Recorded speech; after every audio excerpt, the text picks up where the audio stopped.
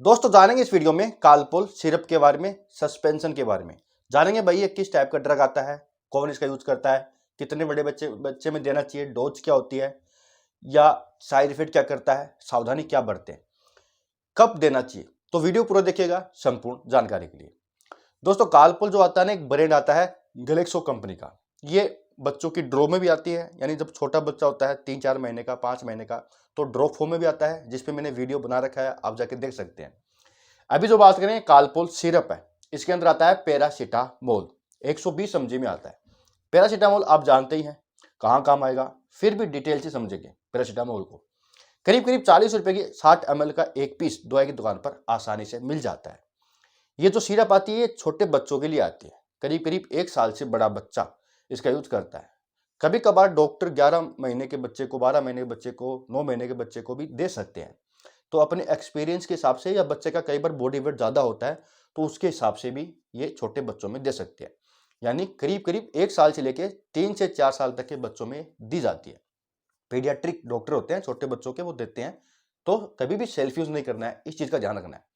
तो बात करते हैं भाई पैरासीटामोल क्यों दिया जाता है। तो दोस्तों पैरासीटामोल एक एनाल्जेसिक सोल्ट होता है, एंटीपायरेटिक सोल्ट होता है, यानी दर्द की प्रॉब्लम में और बुखार की प्रॉब्लम में काम करता है।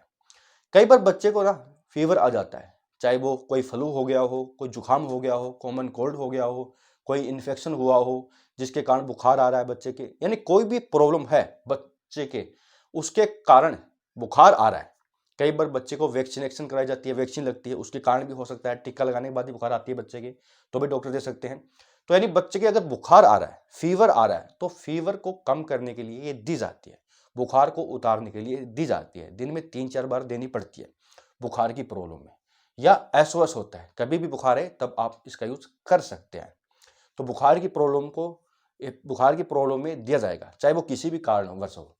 दूसरा दोस्तों पेन रिड्यूसर, पेन रिलीवर, यानी अगर बच्चे के दर्द है कहीं, कई बार बच्चा खेलते खेलते पड़ जाता है, बच्चा के किसी चोट की लगने के कारण बच्चे को दर्द हो जाता है, स्वेलिंग आ जाती है, बच्चा गिर जाता है, किसी भी कारणवश अगर मस्कुलर पेन है, कहीं पर हड्डी पे कोई चोट लग गई है, दर्द हो रहा है, बच्चे की सूजन आ गया है, यानी पेन होना चाहिए, पेट दर्द नहीं, नॉर्मल पेन, जैसे कि कोई हाथ में मोच लग गई हो, कोई साइकिल से गिर गया हो बच्चा, खेलते खेलते गिर गया हो बच्चा, अगर बच्चे के चोट लग गई है, दर्द हो रहा है, तो वहां पर भी आप दे सकते हैं, दर्द को कम करता है।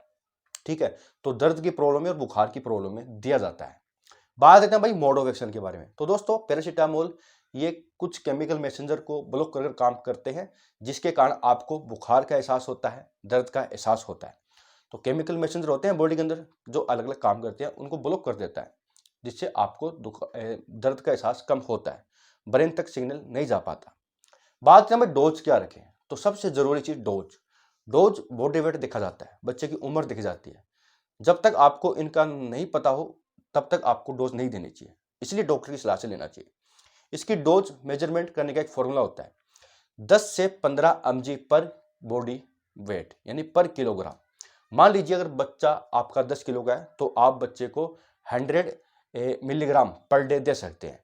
तो इस तरह से कैलकुलेट करना पड़ता है।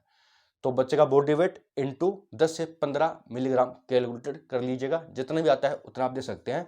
ये प्रोसेस आप दिन में मैक्सिमम 4 बार कर सकते हैं, यानी मैक्सिमम 4 बार दी जा सकती है, इससे ज़्यादा नहीं देनी चाहिए।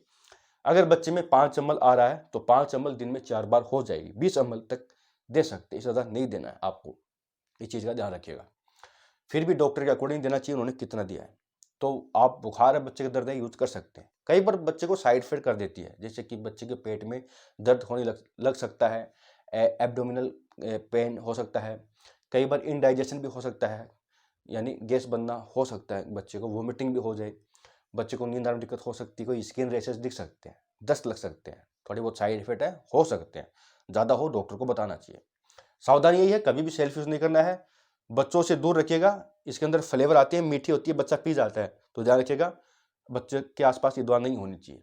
और कभी भी बच्चे को बिना डॉक्टर की सलाह से नहीं देना है, सबसे बड़ी सावधानी यही है।